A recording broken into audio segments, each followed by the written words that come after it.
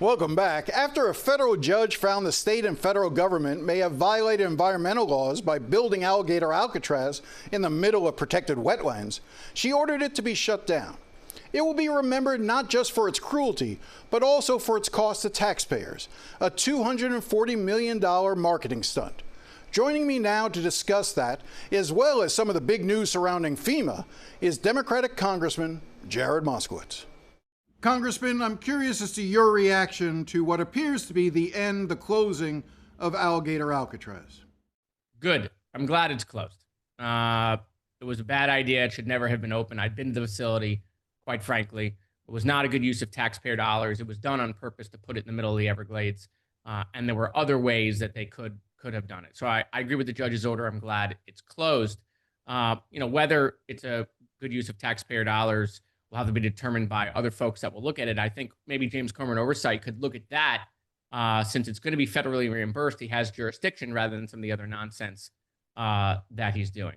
Do we have an idea of exactly how much taxpayer money has been spent on this facility? I've seen estimates of upwards of $240 million. So that's based on the POs that are public information. As you know, as being the former director of emergency management, I know how the system works. You have to publish the purchase orders that you sign. Those are the caps on the contract. So what's unclear is how much a vendor has billed towards the cap. So that number published is really the ceiling. It could be less. We'll know that when they eventually send in all of their invoices, then they will adjust those PO numbers down to the actual billing number. But look, yeah, it could cost, to the top of about $240 million for the 2 months that they were operating. At the end, as we look back on this, do you see it as basically just a stunt by both the governor and the federal government? The appeal, the cruelty of being able to refer to something as Alligator Alcatraz, have the president come in, talk about, the best guards are the alligators. It just seemed like it was more play acting than it was real policy driven. Jim, of course it was performative. I mean, you think parading the National Guard in D.C., having them pick up trash isn't performative? I mean, this is what politics is now. It is all performative, and we'll use government money to do the performance. And so, this is what it is. This is what the American people get from their politicians now. It's performance. It's all performance. Obviously, when they figured out the name Alligator Alcatraz, Donald Trump, being the marketing guy he is, loved it, ran with it, and got DHS to actually use federal funding that they had frozen for New York and then shifted over to this operation. And so, no doubt, Jim, that a lot of what we see today, including this, is all performance. But that raises a good point. You talk about federal funding. The state, as I understand it, the state has put the money up front with the hope that the federal government will reimburse them. Do we know if the federal government has begun that reimbursement process at all, or is the quote-unquote check in the mail, so to speak?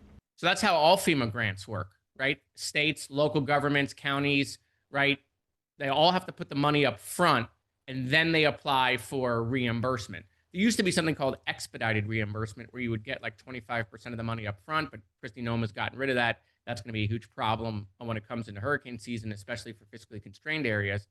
But I don't know if the state has gotten any of the reimbursement money. That's something that you would have to ask the Division of Emergency Management.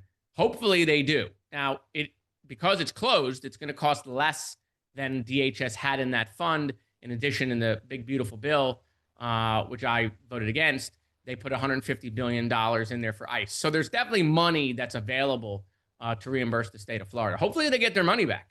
You mentioned FEMA a second ago, and that was really the other reason I wanted to talk to you, because there's been a lot of news lately in terms of FEMA employees signing an open letter to members of Congress, such as yourself, asking for greater oversight, asking for more involvement, because there's a real fear within the FEMA management that they are not ready for hurricane season and may face real Katrina-like situations. And as a result of that letter, I know a number of them have been suspended from their duties. What is your reaction to the letter, and what did you think in terms of those suspensions? Yeah, look, there's been a lot of upsetting things, obviously, that have happened in the, almost 9 months of the administration. But this one has gone under the radar And probably of all the agencies that have been touched, this one is in the worst shape. Worse than Department of Education, worse than anything they've done to Social Security. It has absolutely been decimated. Look, I've said it before, FEMA needed reform, right? Past FEMA administrators have known FEMA has needed reform. One of those reforms is to get FEMA out of Homeland. It is being strangled there, being used to do all sorts of grants that have nothing to do with emergency management, losing their focus. They can't make decisions. They're being slowed down. They're in a giant bureaucracy of 23 organizations. It's why I have a bipartisan bill with Byron Donalds to actually get FEMA out of Homeland, something that's supported by, Democrat and Republican former FEMA administrators. But that's not what Kristi Noem has done. She did not do FEMA reform. She did not make FEMA faster. She did not get rid of the bureaucracy. She went the opposite direction, which is totally different than what Donald Trump told her to do, which was to make it faster, right? She has made it more inefficient. First of all, she got rid of 20% of the workforce. She got rid of a lot of people with a lot of expertise. The regional offices, the regional FEMA administrative offices, where a lot of the work gets done, a lot of the coordination happens with state directors. Those offices are 20, 30% empty. We've had a lot of regional administrators leave. We have interims in those positions. Okay. And anything over $100,000 has to come to Kristi Noem. That's bureaucracy. That's not speeding up. And if we look, how did it work in Texas? How did her system work in Texas? She didn't approve swiftwater rescue crews for 72 hours. Usually, Jim, the way that would work is the regional administrator would put those crews on the road. In Texas's instance, they would have moved them from the Omaha district or from the New Orleans district because those are faster. In Florida, we have Task Force 1, Task Force 2. They're out of Miami, City of Miami and Miami-Dade County. They receive federal funds. We would have moved them within hours of that. In this instance, she didn't even move them for 3 days. So if she didn't move them for 3 days, they didn't get there really until day 3.5 or day 4. What are they doing at that point? They're not saving anybody. That's a recovery mission at that point. And that's bureaucracy. That's slower than any other response. And so that's why these people are raising the alarm. I'm thankful that they have, but Jim, it's really easy to destroy something. It's much harder to rebuild it. And I got to be honest, I don't think the White House knew what Kristi Noem was doing. I think they found out in Texas, and now they got a big problem. But I don't think they knew the damage that she really caused over there. You said something at the outset that I just want to go back and drill down on. Any expenditure of more than $100,000, she has to personally sign off on? That's correct. Anything over 100,000, she has to personally sign off. Why does she need to know that? And why 100,000? Like, do you understand how much is now being filtered up to the top? It's impossible for one person to manage that, to approve everything. This is centralized power. And that's why the agency is slowed down. That's why they can't respond. They can't make decisions. That's why it took 3 days to get swiftwater rescue crews moving.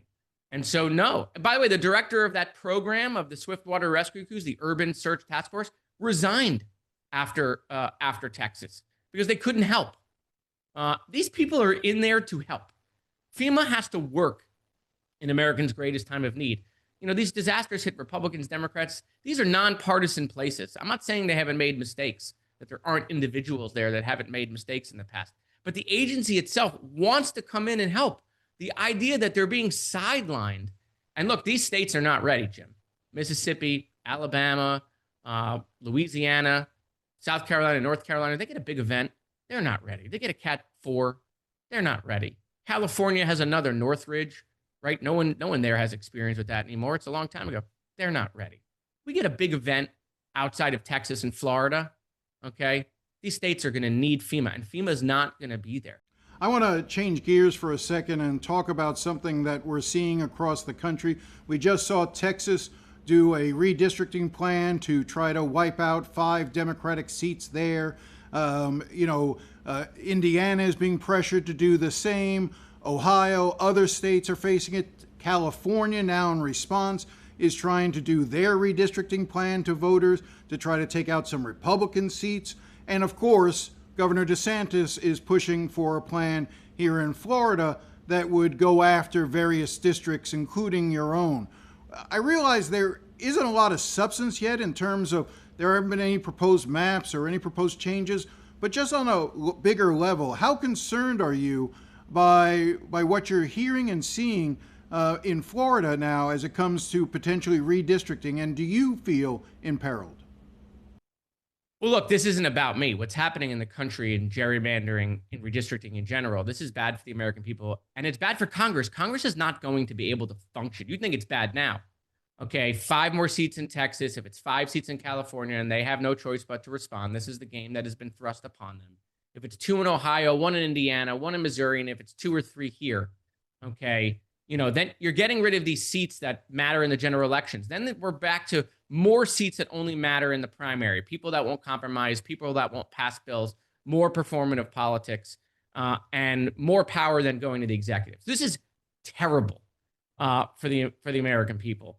If their policies, by the way, were so popular right now, the big beautiful bill was so popular, and they could win with the current map, they wouldn't be need to do this. So they wouldn't be need to cheating to start, redistricting these seats right before the election. As far as Florida is concerned, I'm not commenting because, we also have to be careful about what we say. There will obviously be lawsuits that will wind up being filed. But in Florida, we have fair districts. This is in the Constitution. It specifically bars political gerrymandering. And so we'll have to see what they decide to do. Remember, these are their maps, Jim. They drew these maps. These aren't Democratic maps. Democrats haven't drawn maps in Florida in 40 years. These are Republican maps. They drew these themselves. They drew them as Republican as they can make them. My district, which used to vote for Joe Biden by 13, and Ted Deutsch won his reelection by 15 or 16, they redrew this district, and now I win by 5. So this has become a very Republican district after they drew it. And so, this idea that these are somehow woke maps or anything like that is just nonsense. These are their maps. So I don't know why all of a sudden there are problems.